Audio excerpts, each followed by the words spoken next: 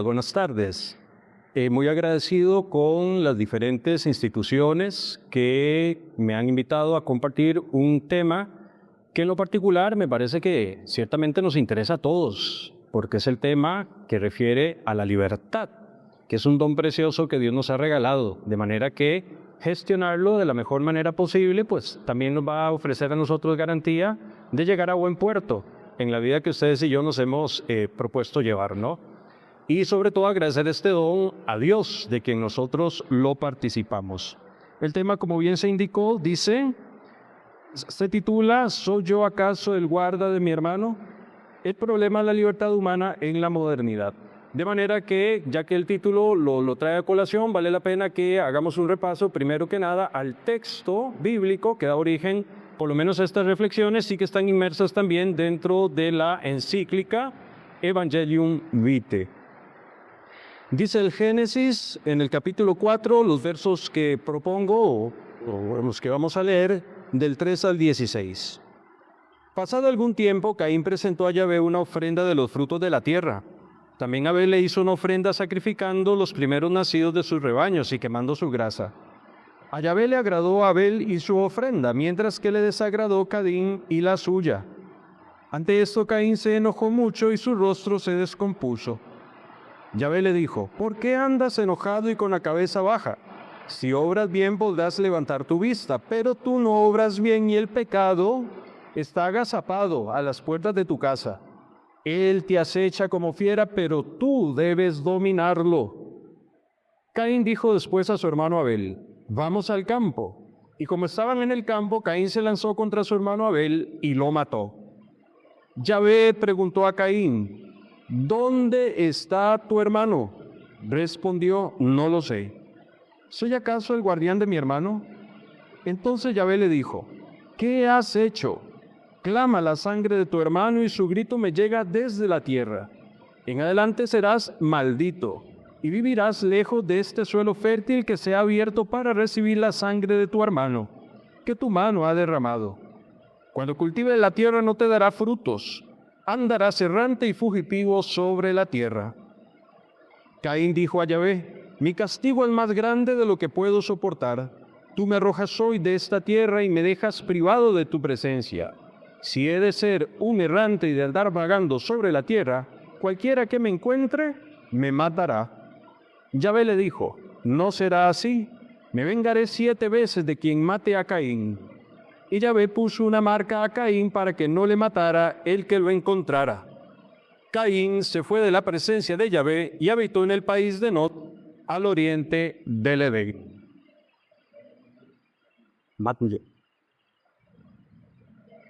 Dicen que debo hablar más duro. Entonces, sí, vamos a ver. Ahí se oye bien porque creo que este es el volumen natural que tengo. Sí, lo logramos. Listo, vamos de nuevo. No voy a repasar el texto, se lo saben, ¿verdad? Eso, muy bien. Mis amigos, es propio de la persona humana como animal racional disponer de sí misma. Y no de cualquier modo, eso sí. Para disponer de sí, debe conocer la constitución esencial del sujeto de quien está disponiendo. En este caso, de la persona humana, que somos nosotros mismos, ¿no?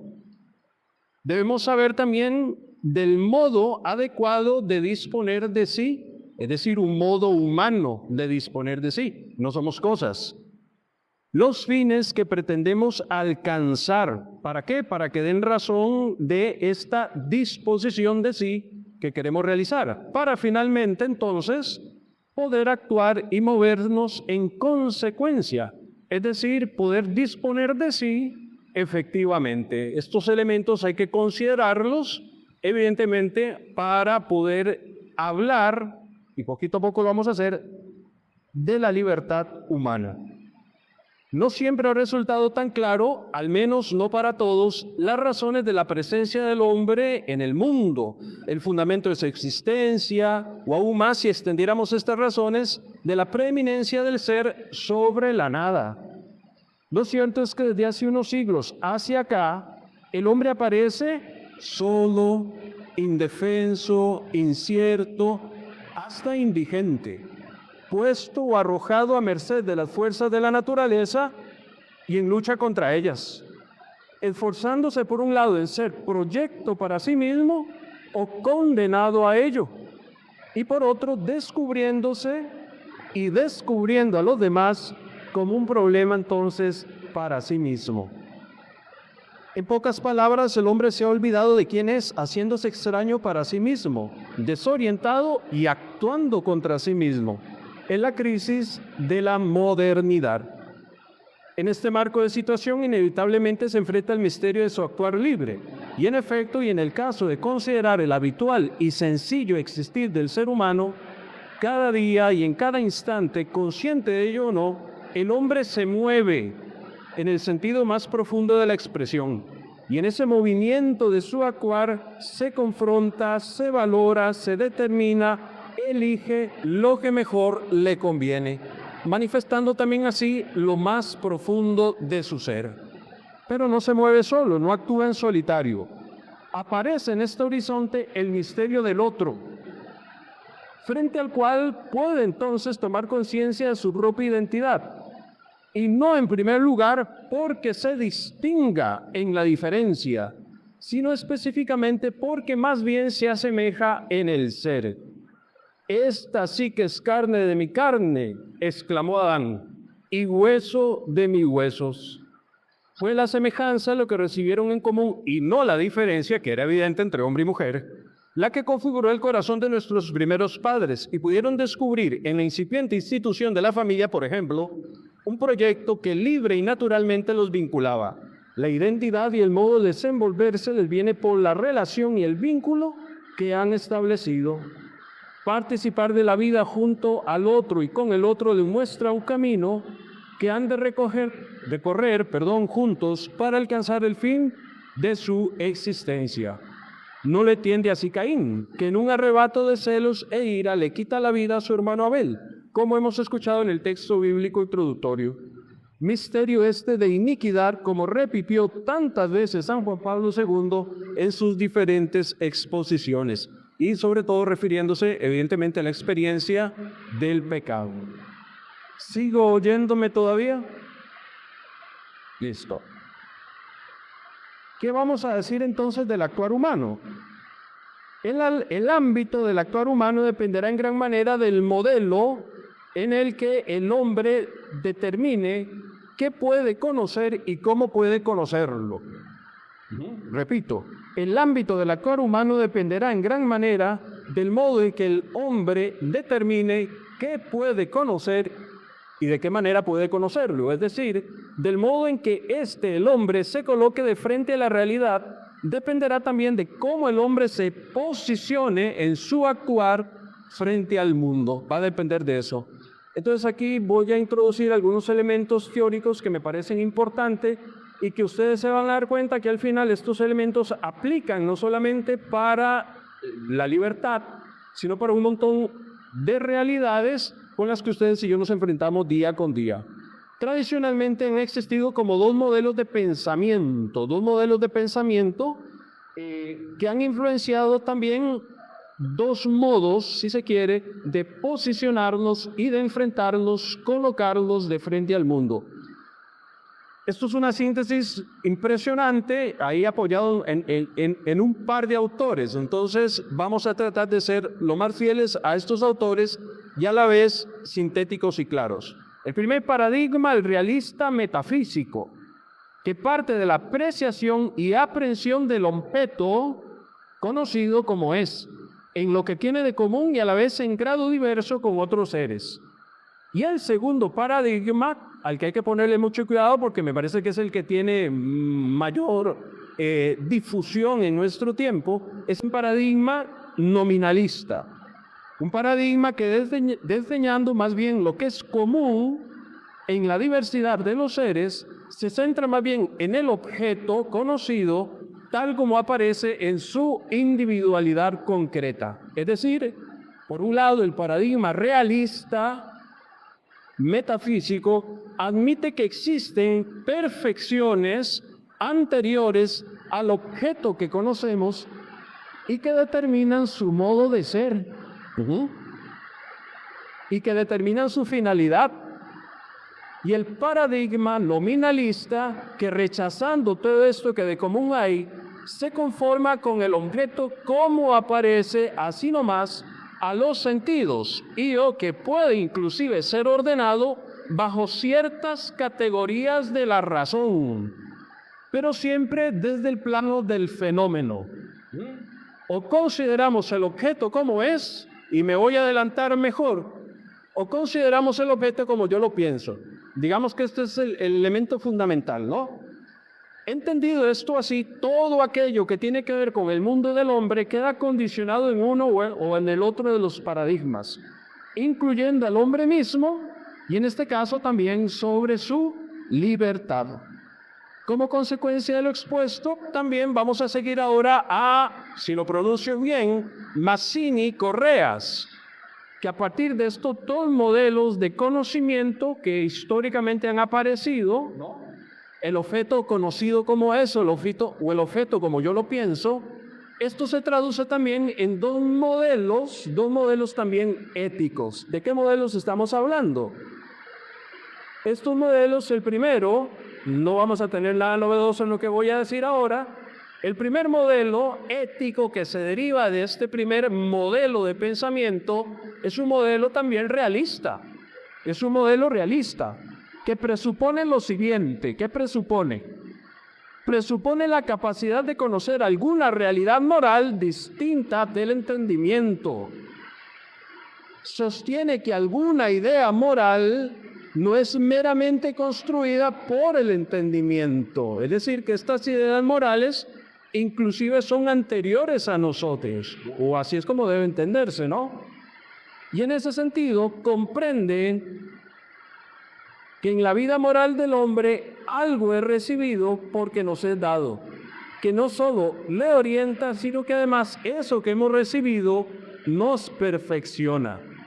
Es partidario entonces este modelo del conocimiento, hemos dicho, de la verdad objetiva, lo que me ofrece el ente, el objeto que está delante de mí.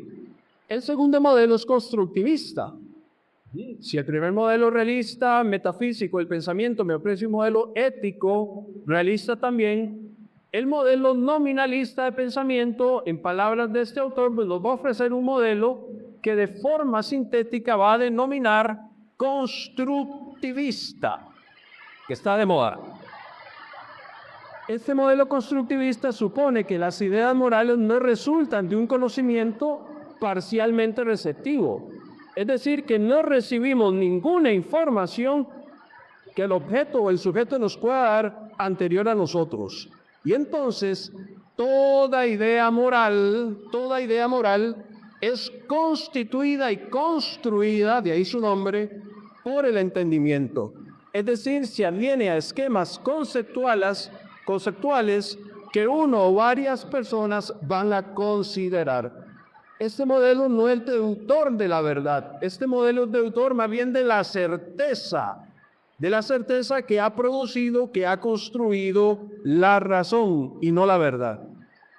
Y entonces aquí es oportuno decir que esta línea segunda de pensamiento nominalista, constructivista, hunde su raíz precisamente en el siglo XIV, tal vez antes, probablemente nos ha acompañado en realidad, pero en su desarrollo, o al menos donde consideramos que toma fuerza, sería a partir del nominalismo del siglo XIV.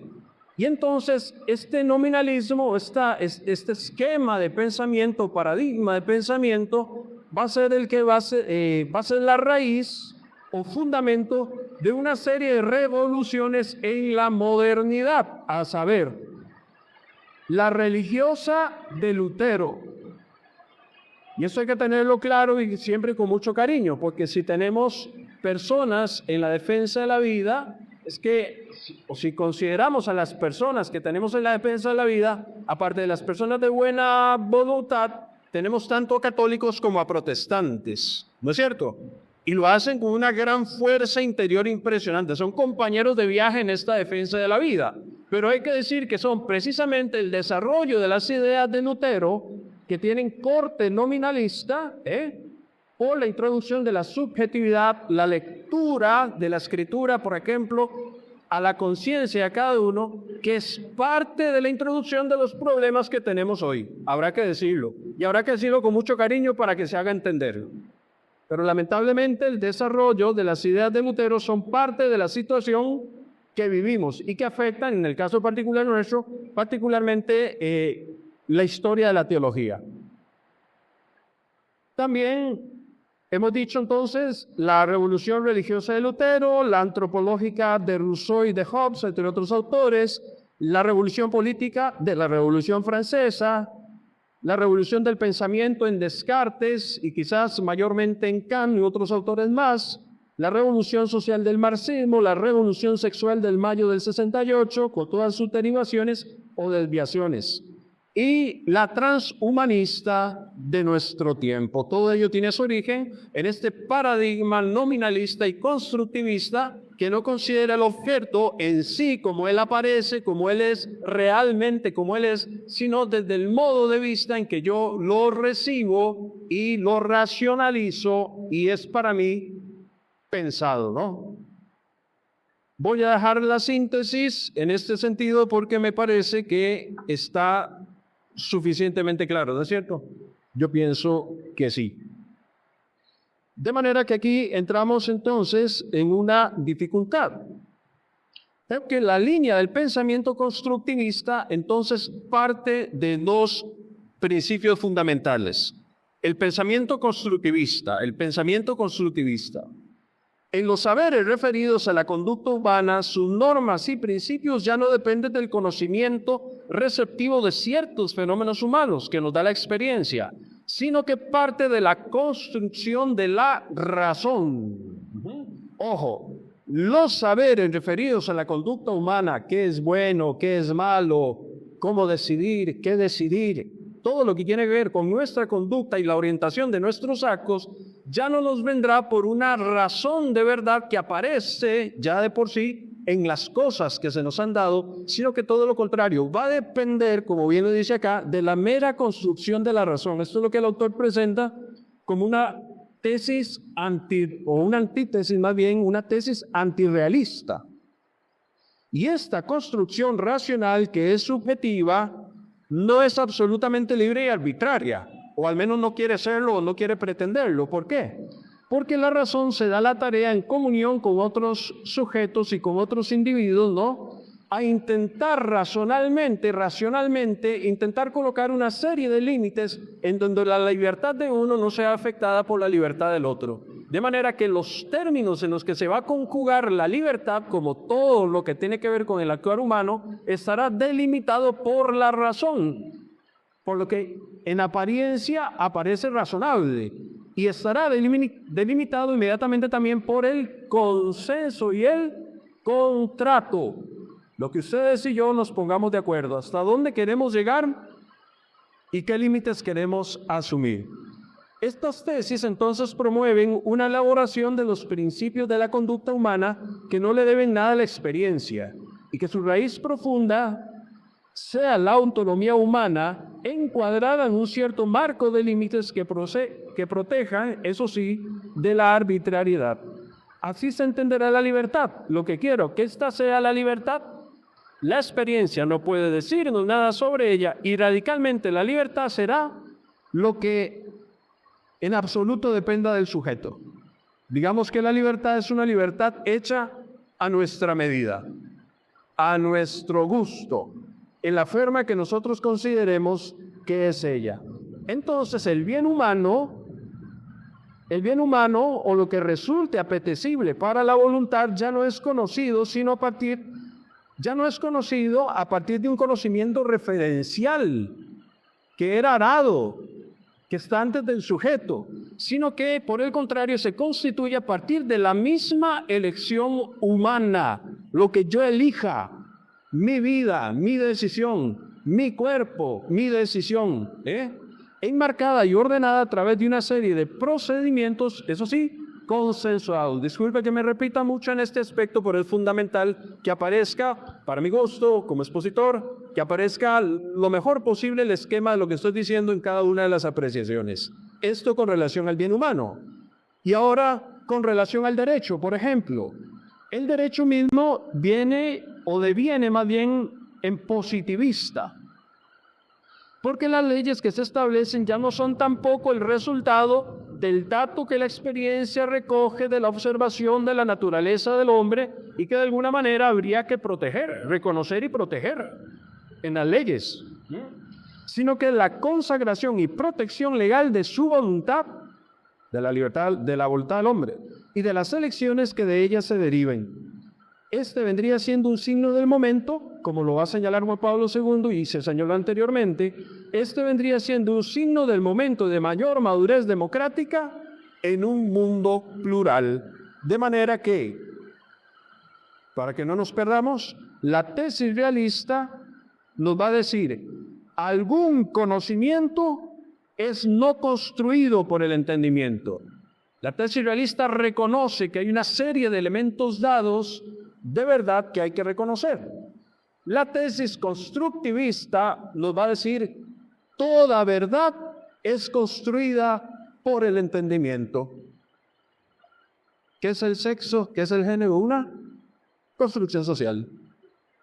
Todo es construido, como si tuviéramos esa capacidad de darle naturaleza a la naturaleza. Bien, ¿cuál es la visión de la libertad que nosotros tenemos o a la que nosotros nos amparamos? Que es una concepción de la libertad perfectamente humana.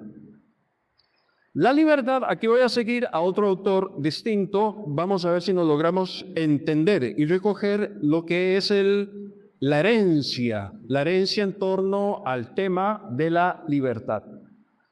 La libertad humana, como es sabido, se circunscribe al ámbito del actuar humano. Es la voluntad, esa facultad del hombre que lo mueve y le permite deliberar sobre sus actos, en donde se sustenta su existencia. La libertad, hay que decirlo, pertenece formal y directamente a la voluntad, a la facultad que tenemos volitiva.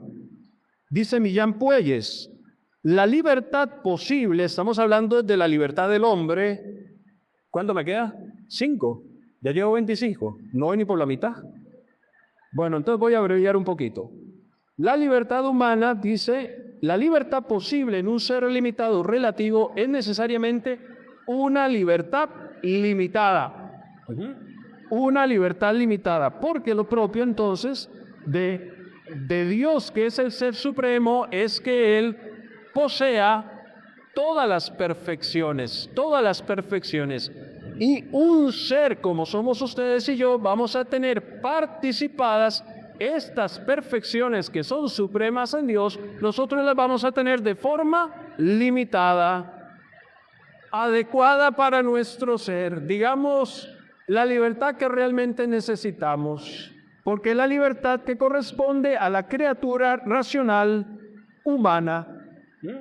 De manera que, y ahora sí voy a sintetizar porque me preocupa que falten 5, la libertad nuestra evidentemente corresponde a esto, a una criatura limitada, lo cual significa que sí tenemos verdadera libertad, limitada pero verdadera.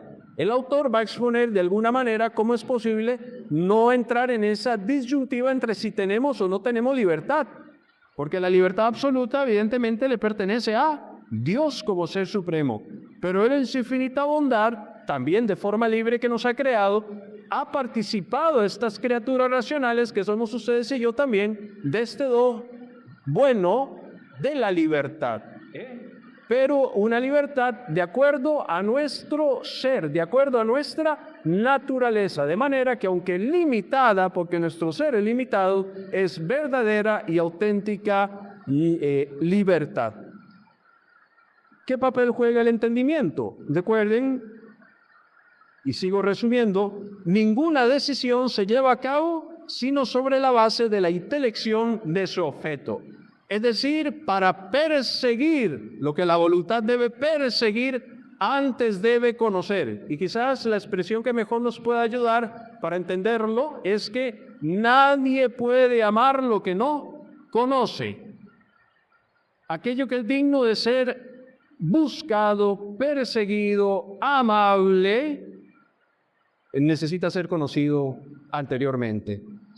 En otras palabras, no podemos dirigirnos hacia lo que no conocemos, no podríamos, sin el entendimiento, dirigirnos hacia lo que no conocemos. Y este objeto aparece como un bien, algo que nos conviene. Entonces, lo que hace de objeto en el acto libre de la abolición es algo que ya se nos ha presentado por el entendimiento antes como un bien. De manera que la función de la razón consiste, al llevar a cabo estos juicios, en captar las ventajas o no de cuanto se nos presenta delante de nosotros como un bien. La libertad, entonces, de la razón viene a ser intrínseca a sí mismo, porque es la libertad que tiene el entendimiento de abarcar el ser, de conocer el ser con toda su fuerza y con toda su intensidad. Sin embargo, la libertad, y este elemento es bien interesante, la libertad del entendimiento no se autodetermina a sí mismo. ¿Cuál es la libertad que determina y autodetermina al hombre? Es la libertad que opera en la voluntad. Finalmente, digámoslo sencillamente, la voluntad podría doblegar al entendimiento lo que aparece el entendimiento como un bien. La voluntad podría doblegar inclusive al entendimiento y no actuar en consecuencia. Sin embargo, pues este es el fenómeno, si se quiere, de la libertad humana. Entonces, Pablo II, entonces, nos va a presentar a nosotros pues una serie de elementos, evidentemente, que atentan precisamente por el mal uso de la libertad contra el bien de la vida, que ese es el tema fundamental de la encíclica Evangelium Vitae. Si el ser humano recibe como innato tanto la libertad trascendental del entendimiento como la libertad que opera de autodeterminación en la voluntad, lo cierto es que también sí podríamos hablar de una libertad que sí nos corresponde a ustedes y a mí. Hay una libertad que sí nos corresponde a ustedes y a mí, y es la libertad moral. La libertad moral es esa que ustedes y yo sí que vamos adquiriendo, y ya se adelantó algo en la ponencia anterior, por el trabajo permanente y constante que hacemos ustedes y yo en el aumento de las virtudes morales. Ese ir haciéndonos día con día en el ejercicio de las virtudes, digámoslo, viene a ser ahora sí una construcción, si se quiere, no es el mejor término. En realidad es una perfección día a día que ustedes y yo vamos adquiriendo. Digamos que eso es lo que ustedes y yo sí podemos elaborar y trabajar en nuestro tiempo y en nuestra vida. Las virtudes morales que nos capaciten para alcanzar la libertad moral. Fue Pablo II, y es el minuto último que me están dando, gracias, los 2 minutos que me están dando. Fue Pablo II, entonces sí que va a, pues, creo que hemos tenido oportunidad para referirnos a la encíclica y conocerla, pero Juan Pablo II sí que nos va a invitar precisamente a hacer un ejercicio adecuado de la libertad, en donde el individuo no se coloque como la razón de ser, sobre la que se vayan a tomar las decisiones de los hombres. Es decir, que la libertad no es una construcción que el sujeto adquiere, sino que es un desarrollo que va a ir comprendiendo que hay elementos dados anteriormente. En ese sentido, 5 puntos que toca Juan Pablo II: valorar la dignidad de la vida humana, todo esto dentro de la formación de la conciencia moral. Valorar la dignidad de la vida humana, reconociendo que somos criatura de Dios. Recuperar el vínculo entre la vida y la libertad, que el que quiere ser libre tiene que amar la vida. Tercero, recuperar el vínculo entre la libertad y la verdad. Para comprender la libertad hay que reconocer los presupuestos que la libertad tiene para nosotros y que no nos construimos ni nos damos a nosotros mismos. Cuarto, examinar nuestra actitud frente a Dios también. Hay que repasar nuestra actitud de frente a Dios, de manera que también frente a Él podamos ser auténticamente libres. Valorar la fuerza del testimonio. Juan Pablo II menciona oración, ayuno, hay que expulsar a los demonios que difícilmente se van si no hay oración ni ayuno. Pero la iglesia siempre está dispuesta en aquello que no es negociable hasta llegar a la sangre del martirio y redescubrir que la verdadera libertad se da en el don de sí mismo. En otras palabras, y no tuve tiempo para desarrollarlo mejor, pero la auténtica libertad se da cuando uno puede disponer por amor inclusive de la propia vida para darla. Y creo que hay muchas formas en las que ustedes y yo damos la vida. Quizá la más alta es aquella que nos enseñaba Jesús. No hay amor más grande que el que da la vida por sus amigos. Nadie me quita la vida, yo la doy. Es lo que nos ha enseñado nuestro Señor Jesucristo. La plena libertad del hombre, que constituye a sí mismo su perfecta felicidad, consiste en la íntima ordenación a la difusividad y comunicación de la propia vida, según la amistad con Dios y con los hombres. Mis queridos hermanos, mis queridos caínes, para libertad y alegría nuestra, sí somos responsables de nuestro hermano Abel. Y hemos de procurar de que Abel regrese con vida. Muchas gracias.